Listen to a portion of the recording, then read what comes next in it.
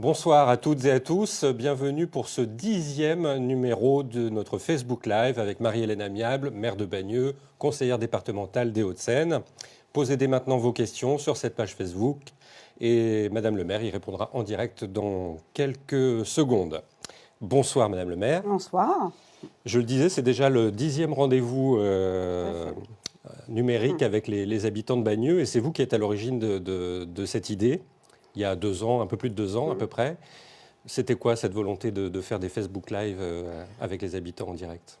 J'ai estimé que c'était en fait un nouveau moyen pour communiquer avec des habitants, avec des balnéolaises et des balnéolais, peut-être que je croise pas souvent, qui ne peuvent pas se déplacer dans les réunions publiques, qui n'ont pas l'occasion de participer toujours aux activités de la ville. Et donc voilà, c'est un moyen parmi d'autres pour dialoguer et en direct avec les habitants et sur les thèmes qui les préoccupent.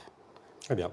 Eh bien, ce soir, c'est Camille qui ouvre le bal, Camille Plançon, qui a envoyé sa question sur Facebook il y a quelques heures de cela.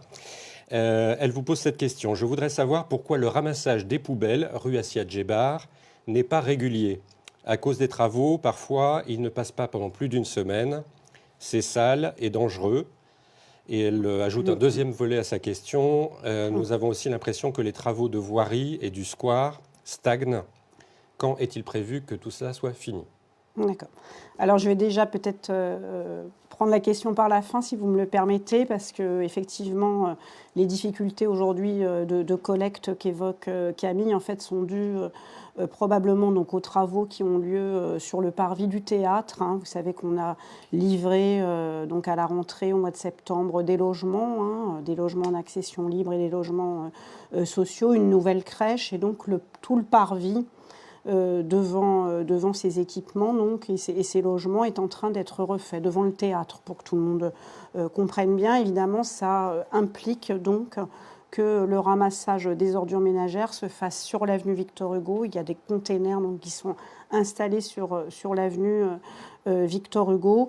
Les difficultés qu'évoque cette dame peuvent être liées normalement. Donc, le ramassage est fait par Vallée Sud Grand Paris, pas par la commune directement et par la Sépure. Il peut arriver que la Sépure ne puisse pas passer parce que les véhicules sont mal stationnés, empêchent normalement, donc j'ai envie de dire, si le ramassage n'est pas fait, il faut appeler Vallée Sud Grand Paris ou appeler les services de la ville pour qu'on réintervienne auprès de Sépure pour qu'ils viennent le faire directement. À la fin de l'année, ces travaux seront terminés, donc on aura normalement un bel espace public pour retrouver les habitants, un nouveau square qui sera à disposition aussi des balnéolaises et des balnéolais. Donc voilà, encore quelques semaines de patience, mais on est bientôt au bout de la réalisation de ces travaux. Et je sais que ça, évidemment, gêne la vie quotidienne des habitants. Donc n'hésitez pas à appeler Vallée Sud Grand Paris si le ramassage n'est pas effectué. Une autre question, elle nous vient de Monsieur Wissem Kadi, posté sur Facebook également. Est-ce que les logements en construction du côté des Blagies, donc il s'agit de la résidence Blanc Nature qui est en finalisation, est-ce que ces constructions comprennent des logements sociaux? Les habitants qui ont fait des demandes sur la commune peuvent-ils en bénéficier? Et troisième question dans la même question, y aura-t-il prochainement une distribution de logements sociaux sur toute la commune? Alors, l'opération donc Blanc Nature, on parle de la rue La Fontaine en fait, de cette opération. Tout en bas. Donc, oui, tout en bas, donc à côté de l'église des Blagies qui est sur Sceaux. C'est une opération, une centaine de logements en accession à la propriété et puis une quarantaine donc de logements sociaux donc, qui seront livrés donc, au printemps prochain. Vous avez dû voir que la construction a très bien avancé. Bien sûr, sur ces logements sociaux, donc, il y a, donc ces logements sociaux seront gérés par Domaxis. Pour bien comprendre comment se passe le logement social, la ville n'a pas toutes les attributions de logements sociaux. Il y a à peu près donc 20% d'attributions pour la commune, 30% donc pour l'État, pour la préfecture, et puis le reste qui est du contingent d'Action Logement, c'est-à-dire l'ancien 1% employeur. Donc c'est dans ces conditions-là que se font les attributions. Donc on ne distribue pas comme ça les logements sociaux.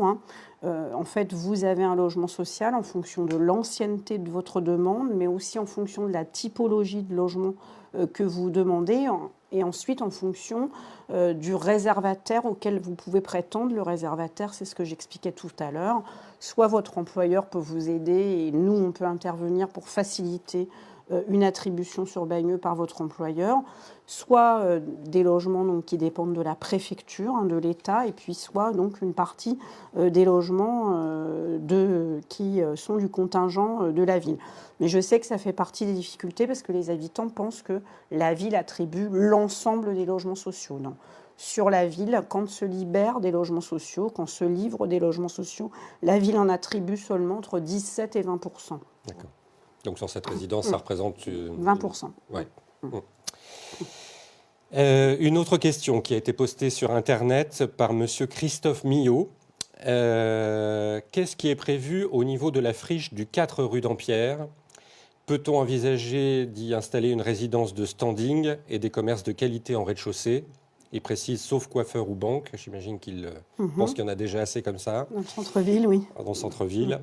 En bref, qu'est-ce qu'on peut proposer pour valoriser le quartier et cette friche? Alors, je pense que ce monsieur parle du 4 rue de Fontenay plutôt que du 4 rue d'Ampierre, mais vous savez, à l'endroit où il y a le café Le Dampierre, justement, il y a donc encore une partie du centre-ville à aménager. C'est dans le cadre de ce qu'on avait appelé la ZAC Blanchard, qui continue et qui n'est pas encore terminée. Bien sûr, il faudra donc aménager ce secteur. Pour l'instant, il n'y a pas de projet défini. J'ai envie de répondre, je comprends l'aspiration à ce qu'on finisse ce bout de ville, et nous le ferons. Mais en même temps, à Bagneux, il y a aujourd'hui beaucoup de projets. Et il faut aussi savoir avancer au rythme de la ville et pas mettre trop d'endroits en chantier en même temps. Il y en a déjà beaucoup sur la commune. Avec des commerces en rez-de-chaussée, ça semble, je pense, naturel à cet endroit. Une autre question qui concerne le commerce. Le petit casino qui se trouvait à l'angle de l'avenue Albert Petit et de la rue des Mathurins a fermé, ce qui est fort dommageable, nous dit cet habitant. La municipalité a-t-elle pris contact avec d'autres commerçants pour prendre la suite? Et l'internaute nous propose des suggestions. Il imagine un Lidl, un G20, un U-Express à cet emplacement. Alors, ce magasin Petit Casino, en fait, presque en face de la Maison des Arts, enfin de la résidence du Clos Lapaume, pour situer d'où nous parlons, a fermé déjà depuis plusieurs années. Je rappelle c'est un commerce qui a été repris à plusieurs reprises et qui a du mal à vivre parce qu'il était complètement isolé.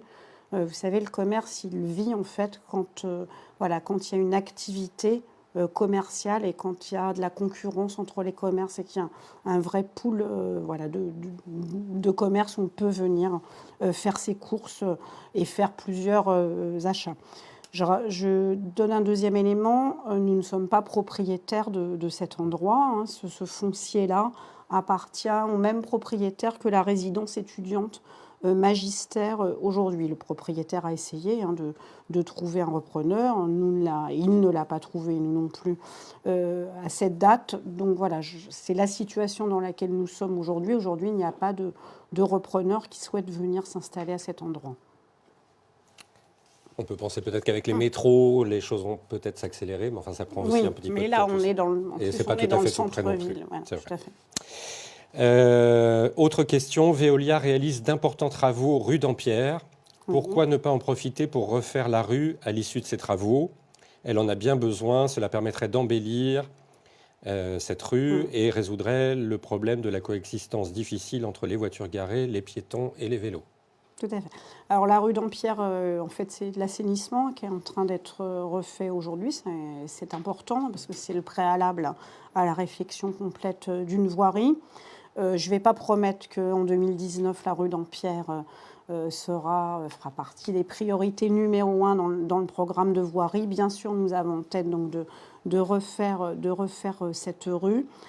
Pourquoi je fais cette réponse? Parce que, évidemment, vous vous doutez que dans une commune, des travaux de voirie, il faudrait en réaliser dans tous les quartiers de Bagneux. Et tous les travaux ne peuvent pas être concentrés que dans le périmètre du centre-ville. Les travaux de voirie, nous en avons déjà fait beaucoup depuis 2014. Il faut aussi pouvoir intervenir dans d'autres quartiers de la commune. Il y a notamment la question de la réfection de l'avenue Albert Petit, sur lesquelles nous nous étions engagés. Donc voilà, ça viendra, mais je ne vais pas vous dire que ça va venir dès 2019. Bien sûr, ça fait partie du programme de travaux que nous souhaitons faire. Allez-y, continuez à poser vos questions. On vous attend, on les attend, vos questions, pour continuer à alimenter cette rencontre avec Madame le maire. Cette question a été postée par Fatoumata, qui habite au quartier des Cuverons. Vous aviez dit que vous alliez mettre en place des caméras et des médiateurs dans le quartier. Est-ce que c'est fait ? Oui, alors tout à fait. Nous avons installé donc les dispositifs de vidéoprotection qui étaient annoncés dans le sud de la ville et sur la place d'Ampierre. Donc ils sont désormais effectifs. On avait également annoncé qu'une équipe de médiation donc interviendrait. Ils sont aussi installés, donc interviennent prioritairement pour l'instant dans le quartier sud et dans le centre de la ville. Ce sont ces intervenants, vous voyez, avec des gilets verts, voilà, des gilets verts, et donc ils sont donc actifs, vont à la rencontre des habitants, à la rencontre des jeunes, à la rencontre aussi des partenaires. Donc c'est désormais devenu actif. Nous allons continuer en 2019 à développer dans des endroits qu'on estime sensibles et qui le nécessitent de nouveaux dispositifs de vidéoprotection, à la mesure aussi des moyens de la ville de Bagneux. Je rappelle que ce sont des dispositifs quand même relativement coûteux pour le budget communal, mais qui permettent, la vidéoprotection ne règle pas tout, mais elle permet parfois d'apaiser des situations et aussi aux forces de l'ordre de pouvoir mieux mener leurs enquêtes. Les médiateurs, ils ne sont pas là toute la journée, ils sont plutôt là en soirée. Tout à fait, oui, vous avez raison de le souligner. Les médiateurs interviennent donc en soirée jusqu'à minuit, à partir de 16h. Et évidemment, ils ne sont pas là la journée, ils sont plutôt là quand il y a moins de services publics ouverts et qu'il y a besoin d'interlocuteurs pour les habitants, même le soir, un peu tard dans la soirée. Cette question vient d'être postée sur Facebook par Fofana. Nous souhaitons faire du sport le soir en semaine sur le terrain Maurice Thorez. Donc, ce n'est même pas une question, c'est une revendication. Est-ce qu'on peut aller faire du sport le soir en semaine sur le terrain Maurice Thorez ? Alors, le terrain Maurice Thorez, il sert aussi à des entraînements, notamment du club de rugby, qui peut parfois l'utiliser, puisque vous savez, on a le stade Port-Talbot, mais quand la pelouse est trop abîmée, donc le club peut utiliser en relais la plaine Thorez. Donc c'est ce qu'ils font, c'est ce que font aussi évidemment les clubs de foot aussi de la ville. Donc voilà, on peut regarder comment ça peut coexister avec les entraînements du club, si c'est la question qui est posée. Je rappelle que le service municipal des sports aussi ouvre en accès libre des gymnases, notamment le dimanche. Je pense que c'est à Romain-Rolland de mémoire. Donc c'est aussi une possibilité pour pouvoir pratiquer du foot, plutôt du futsal, mais dans le gymnase Romain-Rolland en accès libre. Donc n'hésitez pas à contacter le service municipal des sports pour qu'on voit comment on peut essayer de mieux de répondre à votre demande. Si vous êtes un groupe de jeunes, je suppose, qui a envie de pratiquer dans la ville, le service municipal des sports est là pour vous accompagner. Et pour trouver un créneau qui convient à tout le monde. Amy vous pose cette question. Bonsoir Madame le maire. Comptez-vous faire baisser les taxes foncières des futurs propriétaires balnéolais pour les futures constructions ? Alors non, je n'ai pas prévu de faire baisser les taxes foncières. Je vais juste dire que je ne les ai pas augmentées en 10 ans. Nous les avons augmentées qu'une seule fois. On n'a pas prévu de les faire baisser. J'explique à quoi sert la taxe foncière, comme la taxe d'habitation. Mais je ne vais pas développer parce que je serais trop longue. Mais les taxes, les impôts que payent les habitants, ils servent évidemment à développer les services publics, à répondre donc à tous les besoins qu'on peut avoir quand on est jeune, enfant ou moins jeune. Et je ne vais pas raconter des mensonges. Évidemment, il n'est pas possible que la ville se prive de recettes supplémentaires, d'autant que les 4 dernières années, l'État nous a retiré 9 millions d'euros de recettes. Donc on est moi, je ne suis pas capable de faire de l'équilibrisme. Et voilà, si on baisse considérablement les impôts, on fermera on fermerait les services publics parce qu'aujourd'hui, tout le monde l'a en tête, mais nous ne sommes pas beaucoup aidés par l'État. Il y avait la semaine dernière le Congrès des maires de France, j'y étais. Vous en avez probablement entendu parler dans les médias. Les maires ont exprimé quand même une profonde colère parce qu'on nous confie de plus en plus de responsabilités avec de moins en moins de moyens. Et ce n'est pas la disparition de la taxe d'habitation qui peut faciliter les choses non plus. J'aurais pu développer sur la taxe d'habitation. Babette a posé cette question il y a quelques minutes sur Facebook. Bonsoir Madame le maire. Depuis plusieurs soirs, la rue de Verdun est dans le noir complet. La lumière est revenue il y a 2 soirs à partir d'hier, soir encore, dans le noir complet. Donc elle est revenue il y a 2 soirs, mais elle s'est retrouvée à nouveau dans le noir hier soir. Savez-vous d'où vient cette coupure? Si c'est à cause des travaux de la ligne 15 ou autre, ça devient dangereux, donc il faut regarder où on met les pieds. Merci d'avance. D'accord. Alors je sais qu'il y a eu une coupure, notamment vendredi dernier, qui a été donc réparée à partir de lundi. Donc là, la dame évoque une nouvelle coupure. Si j'ai bien compris. Moi, j'ai des infos sur une coupure, mais pas dans ce quartier-là de ce soir. Donc je vous invite, bien sûr, ça peut être lié évidemment aux travaux d'ampleur qu'il y a dans le nord de Bagneux, mais on a eu aussi une coupure dans le centre de la ville. Je vous invite, dès qu'il y a une coupure, contacter l'hôtel de ville, je le précise, la nuit également, puisqu'il y a un gardien. Nous sommes en lien permanent avec le concessionnaire qui est Citéos, donc qui intervient immédiatement pour mettre en œuvre les réparations.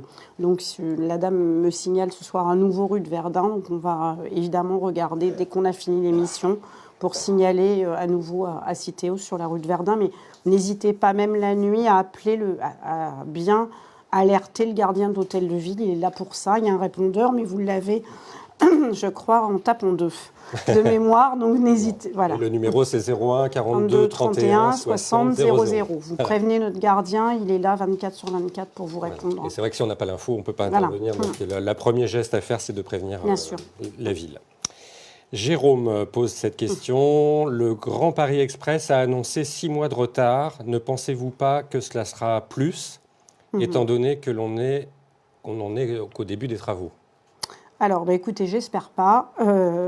C'est vrai que là, il y a eu donc cette annonce, puisque c'était livraison 2024, et là maintenant, on parle de juin donc 2025, parce qu'il y a pour aller très vite un souci à la gare de Saint-Maur, qui est une gare le sous-sol, de qualité du sous-sol, qui est une gare assez profonde et en interconnexion dans le sous-sol avec le RER. Donc, une nouvelle technique de consolidation qu'a dû mettre en œuvre la société du Grand Paris, mais j'en profite pour dire l'enjeu qu'il y ait les financements qui ont été prévus, qui soient vraiment donnés pour que les transports se réalisent au rythme qu'ils sont annoncés.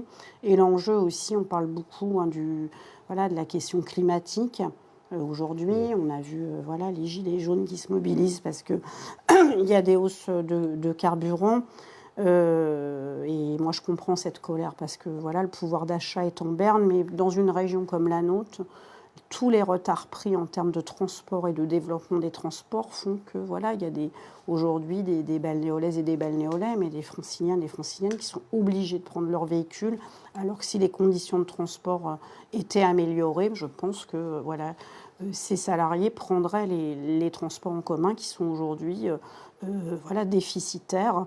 Et on le voit sur le RER B où la situation est devenue inacceptable. Donc moi j'espère vraiment que les délais seront tenus et que les pouvoirs publics mettront les moyens nécessaires.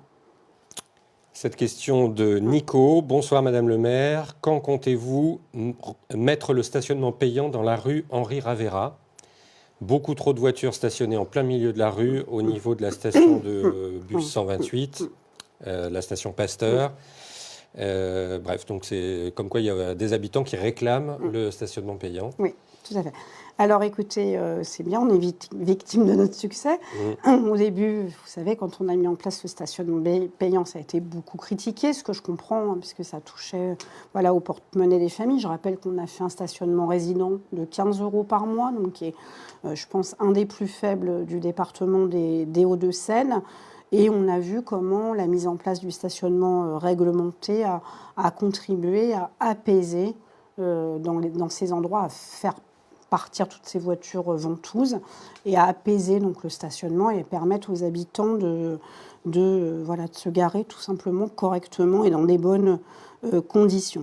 Aujourd'hui, le stationnement réglementé va jusqu'à la résidence à peu près Picasso, un petit peu après la résidence Pablo Picasso, déjà sur Henri Ravera. Là, la demande, c'est de continuer le déploiement. C'est vrai que nous avons mené une étude sur les endroits les plus congestionnés. Et j'ai bien conscience que quand on met en place du stationnement réglementé dans un endroit, il y a du déport. Donc on va continuer donc, à examiner, examiner cette situation et à faire évoluer. C'est vrai que nous n'avions pas prévu de continuer jusqu'au bout de Ravera, notamment pour ne pas aller jusqu'au nord de la ville, parce qu'on m'a aussi demandé pourquoi dans le nord de la ville on n'avait pas mis le stationnement payant. Moi, je n'avais pas souhaité qu'on le fasse parce que voilà, les habitants subissent déjà beaucoup de nuisances à cause des travaux des métros. Je pensais que ce n'était pas souhaitable de rajouter, j'allais dire, une nouvelle nuisance, celle-là pécuniaire, dans un moment qui est plutôt difficile. Et donc le prolongement sur Ravera implique qu'on va vers le nord de la ville. Voilà. Ce n'est pas une raison pour pas qu'on verbalise, évidemment, tous les stationnements illégaux. Oui. En latéral sur le... Ou même sur le terre-plein central. Je ne suis pas sûr que ce soit autorisé de se garer sur le terre-plein central. Ce n'est pas du tout autorisé. Oui, c'est pas du tout autorisé. Michael vous envoie cette question. Bonjour, j'ai reçu dans ma boîte aux lettres une invitation pour aller samedi sur le chantier du métro. Alors samedi, oui, c'est même sur le chantier du Grand Paris Express, parce qu'on a 2 métros qui se préparent à Bagneux. Je n'ai pas bien compris si c'était ouvert à tout le monde cette soirée et qu'est-ce qu'il allait se passer exactement. Est-ce que c'est une fête ? Question. Vous avez bien compris. Voilà. C'est une fête qui est ouverte à tout le monde et qui est gratuite. Donc venez-y, parce que c'est ce qu'on a appelé l'allumage du tunnelier. C'est en gros la Société du Grand Paris, mais c'est qui l'organise évidemment en coopération avec la ville. On est très heureux d'accueillir cet événement. Ça sera un événement culturel, festif, familial. En gros, c'est un son et lumière. Vous allez pouvoir pénétrer donc, sur le chantier du métro qui sera donc en même temps, j'allais dire, illuminé. Il y aura évidemment de l'accompagnement musical. Ce sont les artistes du 104 à Paris, une des compagnies qui travaille avec le 104, qui viendra donc sur Bagneux. C'est à partir de 18h. Et donc, vous pourrez rentrer en famille avec vos enfants, visiter, vous serez dans le chantier, vous pourrez voir les puits de 42 mètres de profondeur. Il y aura des activités aussi pédagogiques pour les enfants, il y aura un gîte au bitume, vous pourrez aussi en profiter pour passer une belle soirée familiale et aussi dîner sur place. Enfin, je pense que ça sera un très beau moment et je pense que c'est bien aussi que les chantiers des métros, ce n'est pas que des nuisances, c'est aussi une belle soirée culturel, pédagogique, festif pour toutes et tous. Et c'est gratuit, je le répète. Et c'est vrai que c'est un chantier impressionnant, colossal, donc ça vaut vraiment le coup, à mon avis, d'aller y faire un tour samedi soir. Astou a posté cette question sur notre page Facebook il y a quelques minutes. Madame le maire, le parking gratuit près de l'école Maurice Thorez est constamment plein la nuit comme le jour. Pourtant, ce stationnement est censé faciliter le stationnement aux parents qui veulent déposer leurs enfants. Serait-il possible de trouver une solution à ce problème ? Alors, c'est un problème compliqué. Je ne vais pas proposer donc une solution. Ce parking-là est un parking public gratuit. Donc, à partir de ce moment-là, on ne peut pas exiger que les voitures qui s'y stationnent en partent parce qu'il y a l'entrée ou la sortie de l'école. Donc, c'est une difficulté particulière. Alors, ça tient aussi au fait qu'il y a du stationnement réglementé. C'est le report, le fameux report dont vous parliez. Rue du Clos-la-Paume, avenue Albert Petit. Donc, il y a eu du déport vers ce parking qui est gratuit. On n'avait pas décidé de le mettre payant et je pense que ce n'est pas non plus le souhait des parents d'élèves parce que si on le met payant, vous n'avez pas payé tous les matins et tous les soirs. C'est aussi pour ça qu'on n'avait pas mis payant, pour permettre aussi, parce qu'il y a la bourse du travail à côté, il y a l'école, donc pour permettre aux usagers, aux parents de venir stationner. Par contre, il faut peut-être qu'on regarde s'il n'y a pas des véhicules ventouses qui restent là trop longtemps, parce que normalement, on a le droit de stationner simplement 7 jours au même endroit, mais on n'a pas le droit de stationner du 1er janvier au 31 décembre à la même place. Donc c'est ça qu'on va regarder peut-être pour essayer de soulager ce parking. Une question de Sarah. Je suis collégienne en 3e cette année et j'ai du mal à trouver un stage pour la fin de l'année. J'ai peur de ne pas trouver ou de devoir accepter une offre qui ne me plaît pas vraiment. Est-ce que la mairie peut m'aider à trouver ce fameux stage de 3e qui est obligatoire pour tous les élèves? Oui, tout à fait. Alors, nous avons un dispositif du service municipal de la jeunesse. Donc, en fait, vous pouvez aller soit à l'espace Marc-Lanvin, rue Blaise Pascal, soit au bureau information jeunesse rue Jean Longuet, dans le nord de la ville. Et donc, il y a des animateurs à votre disposition pour vous aider donc, à trouver un employeur pour votre stage de 3e. Essayez de vous guider au mieux, parce que je sais que les jeunes qui n'ont pas trop de réseaux, qu'on appelle avoir des réseaux, c'est-à-dire soit familiaux, soit... Voilà, ils rencontrent de vraies difficultés pour leur stage, et la ville donc, a mis en place ce dispositif. Nous prenons aussi pas mal de stagiaires au sein de la ville, mais nous essayons aussi de travailler avec les entreprises de la commune et les entreprises du territoire extérieur à la commune. Donc venez nous voir le plus vite possible. Donc quand on n'a pas de réseau, la ville peut être un réseau et faciliter ses contacts. Marlène vient de poster cette question. Est-ce que la nouvelle carte de sectorisation donc scolaire est terminée? Beaucoup de familles sont dans l'incertitude de leur future école de secteur. Y aura-t-il une concertation pour les familles concernées? Alors, tout à fait. En fait, la nouvelle école Rosenberg va ouvrir en septembre 2019. Et j'en profite pour dire que l'école Niki de Saint-Phal dans le Nord ouvrira, elle, en septembre 2020. Donc, celle dont nous parlons est celle plutôt au centre-ville, où il y avait l'ancien centre de loisirs Rosenberg. Nous sommes en train de travailler donc sur la nouvelle sectorisation. Tout le monde n'ira pas dans la nouvelle école. Je précise que cette nouvelle école a pour objectif quand même de désengorger les écoles du centre-ville qui sont trop pleines. Albert Petit, Maurice Thorez, Paul Langevin. Donc c'est quand même l'objectif prioritaire. Il y a 2 critères importants pour nous, la proximité et la mixité. C'est-à-dire quand on construit une nouvelle école, on ne construit pas une nouvelle école que pour les nouveaux logements, mais on construit une nouvelle école où on souhaite qu'il y ait de la mixité entre des logements en accession à la propriété et des logements sociaux. Nous aurons un conseil. Il y a un premier travail qui est déjà en cours avec les parents d'élèves. Je crois que la Fédération de parents d'élèves, FCPE, a été reçue déjà à 2 reprises par le service éducation. Je les avais moi-même reçus au préalable. Il y aura donc une présentation de tout ce travail au conseil éducatif local avant les vacances scolaires de Noël, et nous ferons une réunion donc en janvier 2019 donc de présentation de ces propositions pour expliquer nos propositions et pourquoi tel ou tel secteur de la ville va aller dans cette nouvelle école. Mais je comprends qu'il y ait de l'impatience parce que voilà, il y a de l'envie aussi d'aller dans cette nouvelle école. Et puis, il peut y avoir de l'inquiétude sur des changements de carte scolaire dans d'autres endroits. Je les ai bien en tête et je les ai bien entendus. Donc, on est en train de travailler aussi avec cet avis qu'ont déjà donné des familles sur des changements qui avaient été proposés il y a maintenant plus de 3 ans. Et c'est pour ça que nous réactualisons la carte scolaire.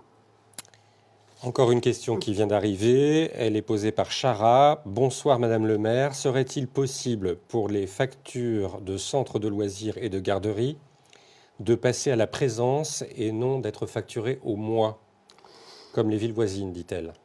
Alors, je ne sais pas si toutes les villes voisines font ça, mais on vérifiera.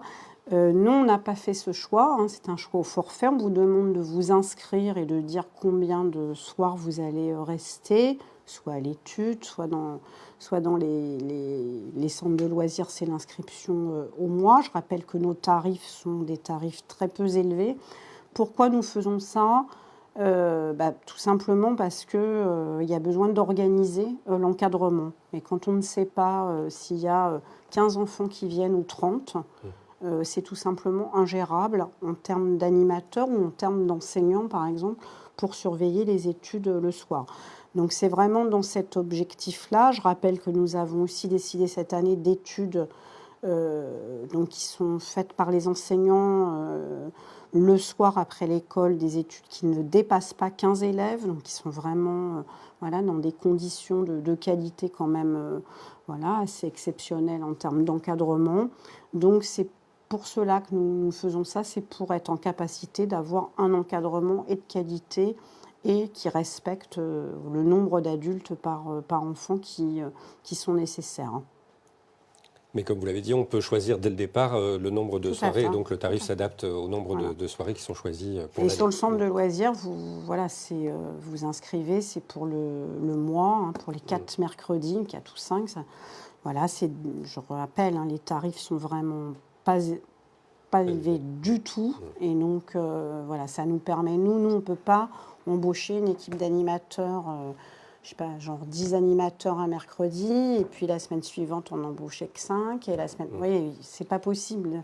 Donc, si on souhaite voilà, avoir des taux d'encadrement corrects, je pense qu'il faut aussi tenir compte de ces contraintes. On approche de la fin de notre rencontre. Je vous pose cette question postée par Ibrahim. Il habite Allais-Mirabeau. Madame le maire, nous n'en pouvons plus. Nous avons l'impression d'être abandonnés par le bailleur, Hauts-de-Seine Habitat. Vous êtes venu récemment nous voir et d'autres élus viennent aussi. Nous avons besoin d'aide et nous ne savons plus comment faire. Donc c'est presque un message de... Oui, alors je connais bien le quartier Mirabeau, mais aussi avec Grégoire Montesquieu. C'est un quartier qui concentre des difficultés. C'est aussi un quartier où voilà, l'intervention du bailleur n'est pas suffisante.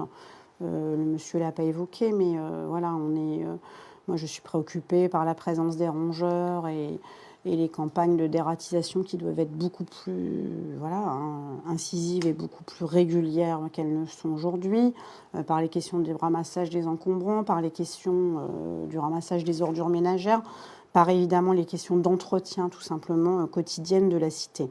Il y a une réunion demain soir, j'espère que la personne a fait attention, demain soir à 19h à l'école Paul Vaillant-Couturier, donc sur la réhabilitation de Mirabeau. Voilà. Nous avons obtenu donc d'Hauts-de-Seine Habitat qui l'engage donc un programme de réhabilitation. Il y a une réunion de présentation donc demain soir. Je crois que c'est important d'y venir et d'être présent demain soir parce que les travaux qui vont être réalisés dans les logements vont être présentés et c'est important que les habitants puissent donner leur avis. Je précise que ça fait 3 ans que Hauts-de-Seine Habitat s'est engagé sur cette réhabilitation. Donc venez vraiment demain soir à cette réunion importante pour dire ce que vous souhaitez et dire votre impatience également. Je précise que sur le secteur Abbé-Grégoire Montesquieu, nous avons aussi demandé à Hauts-de-Seine Habitat et nous travaillons maintenant avec eux sur ce qu'on appelle une étude urbaine pour voir s'il y a besoin de reconfigurer donc, complètement ce quartier. Il y a plusieurs scénarios aujourd'hui à l'étude. Nous ne sommes pas encore aboutis, donc voilà, je pense que, en tous les cas, quand ça aura suffisamment avancé, on pourra aller voir les habitants pour faire une proposition, mais je crois qu'il y a besoin de travailler à restructurer ce quartier. Moi, j'entends vraiment la malvie des habitants et je ne m'y résigne pas. Très bien. Eh bien, merci. C'était la dernière question. Merci à toutes et à tous d'avoir été avec nous ce soir. Beaucoup de questions, me dit-on, en coulisses ont été posées, questions en direct, et nous n'avons pas pu répondre à toutes. Sur des situations individuelles ou particulières notamment, nous prendrons le temps de répondre par écrit à vos questions sous forme de messages privés, parce que ce ne sont pas des sujets qui concernent tout le monde. Eh bien, c'était la dernière question, la fin de ce dixième Facebook Live, mais on se retrouve bientôt pour un 11e. Merci Madame le maire. Merci et puis très bonne soirée à vous toutes et à vous tous. Très bonne soirée et passez de bonnes fêtes de fin d'année.